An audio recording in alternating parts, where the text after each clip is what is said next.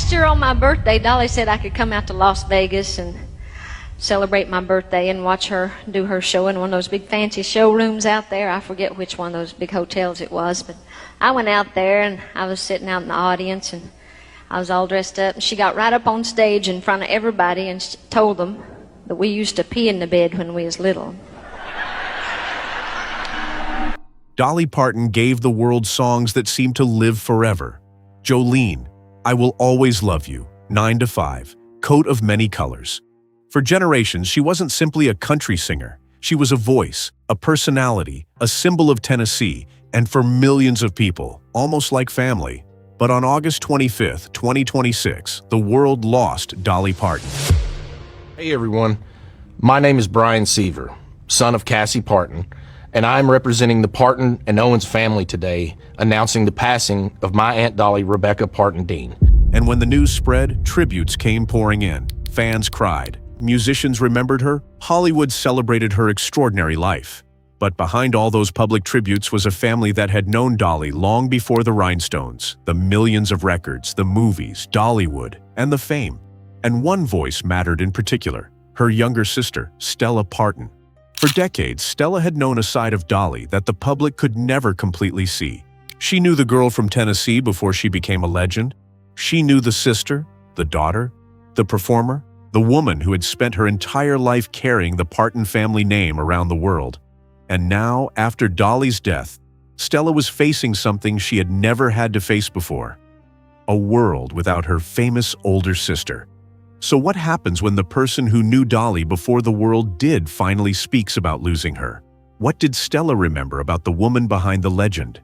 And what did Dolly mean to the little sister who had watched her become one of the most famous women on earth? Let's get into it.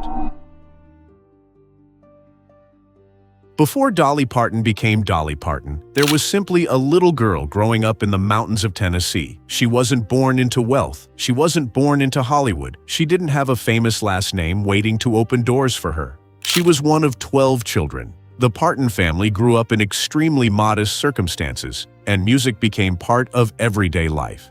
There were so many children that privacy was almost impossible. Meals were shared, responsibilities were shared, songs were shared, and dreams were shared. Dolly later turned those memories into some of the most beloved songs in country music. But one of the people who experienced that childhood alongside her was Stella. Stella Mae Parton was born 3 years after Dolly. And long before Dolly was a global superstar, the two sisters were simply children growing up in the same family. They sang together, they grew up around music, and Stella eventually developed a career of her own as a country singer and songwriter. She wasn't simply Dolly Parton's little sister. She had her own voice, her own career, her own ambitions, and her own story. But being the younger sister of Dolly Parton was never going to be ordinary, because Dolly wasn't destined to remain ordinary for very long.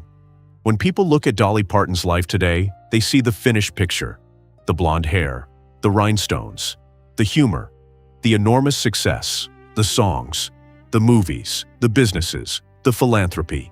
But Stella knew the person before all of that existed. Before Dolly had sold millions of records, she was the older sister who had grown up in the same crowded household. Before strangers knew her voice, Stella had heard it at home. Before audiences applauded her, her family had already watched her perform.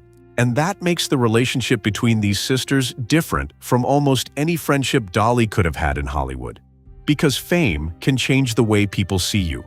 Family remembers who you were before anyone cared. Stella didn't meet Dolly after she became famous. She knew her before the world knew her. And that distinction matters, because sometimes the people closest to a celebrity aren't impressed by the legend.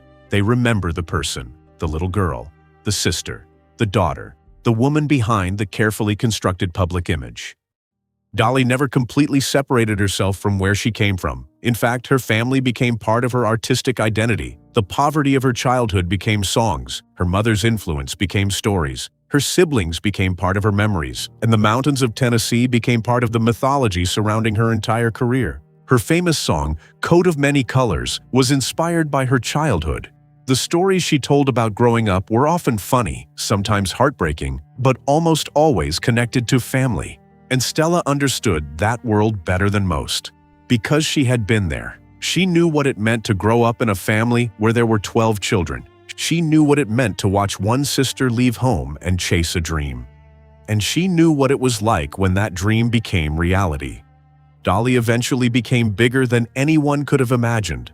But Stella remained part of the family that knew where she came from. There is another part of this story that many people forget. Stella Parton was an artist herself. She entered the music business and built her own career. She recorded songs, she released albums, she performed. And in the 1970s, she even had chart success of her own.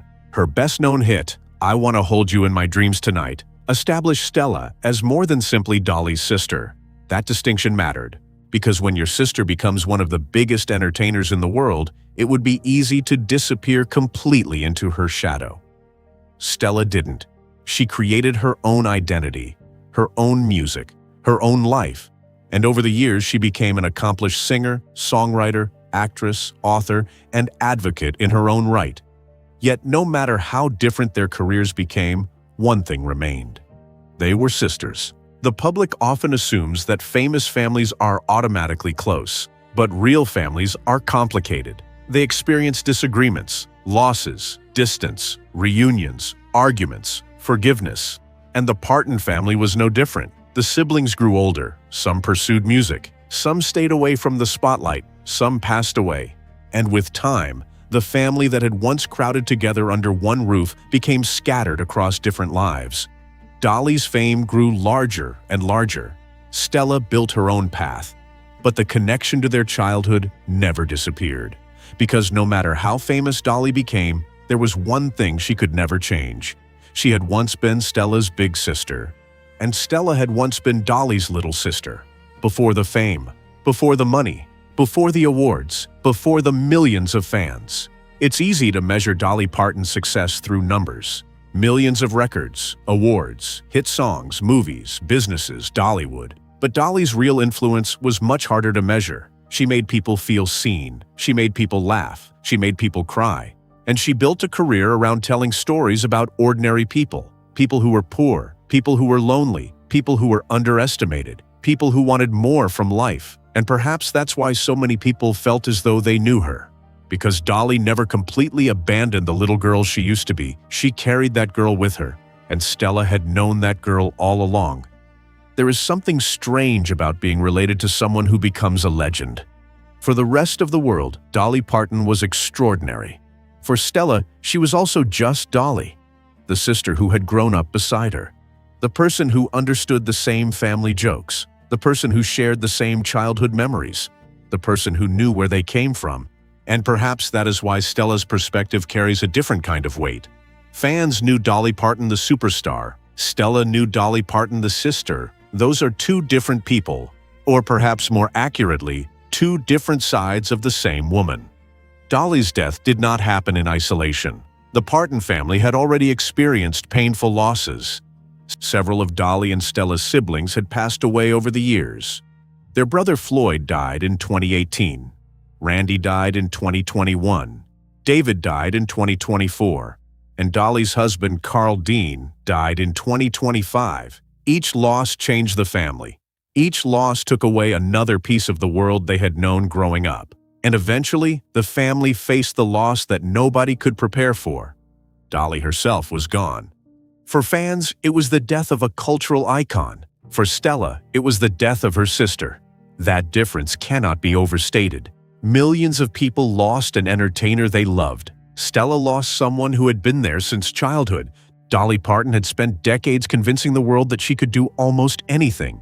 Sing, write, act, build businesses, create Dollywood, give away millions of books, help communities, make people laugh, and somehow remain unmistakably Dolly through all of it. But behind the public image was a woman who had experienced fear, grief, disappointment, family loss, and the ordinary struggles of life. Her husband was gone. Several of her siblings were gone. And now Dolly was gone too.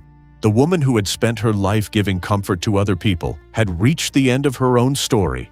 And suddenly, the people who had known her longest were left with memories.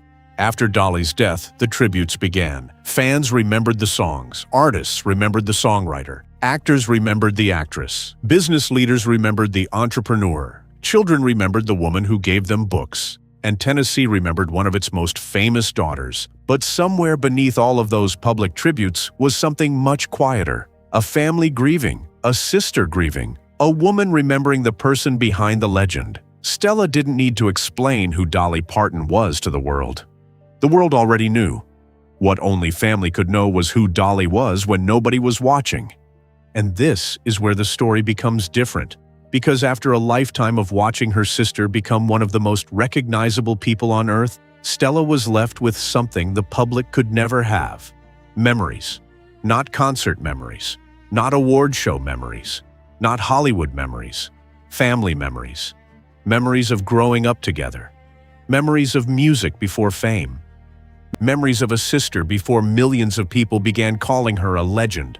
And perhaps the most emotional part of losing someone like Dolly is realizing that the world remembers the icon. But you remember the person. You remember the voice before it was famous. You remember the face before it was on magazine covers. You remember the jokes nobody else heard. You remember the moments that never made television. You remember the sister. And that is what makes Stella's perspective so powerful. Dolly Parton belonged to the world, but she also belonged to her family. To Stella, she wasn't Jolene's storyteller. She wasn't the woman behind I Will Always Love You. She wasn't the star of 9 to 5. She wasn't the founder of Dollywood. She wasn't an American icon. She was Dolly, her big sister, the little girl from Tennessee who grew up dreaming about music, and eventually, the woman who changed the world. There is something almost poetic about the fact that Dolly spent her entire life telling stories about home. She left home, she became famous, she traveled the world, she built an empire, but she kept returning to the same place in her songs. Home, family, memory, the people who knew you before success. And now, after her death, those memories become even more important. Because Dolly's songs will continue playing, her movies will continue streaming, people will continue visiting Dollywood, children will continue receiving books through the programs she created. New generations will discover Jolene. They will sing 9 to 5. They will hear I Will Always Love You. And they will wonder what Dolly Parton was really like. Perhaps the answer is not found in an award, not in a chart, not in a photograph.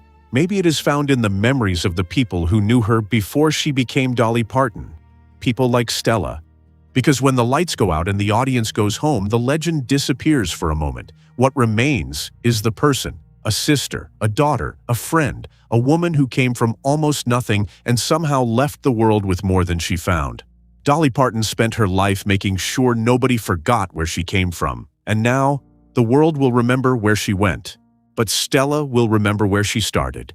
And perhaps that is the most intimate farewell of all. Dolly Parton may have belonged to millions of people, but before she belonged to the world, she belonged to a family.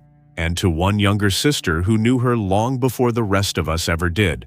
Were you a fan of Dolly Parton? What is your favorite Dolly Parton song? Let us know in the comments. And if you grew up listening to Dolly, share this video with someone who did too. Don't forget to like, subscribe, and click on the next video on your screen.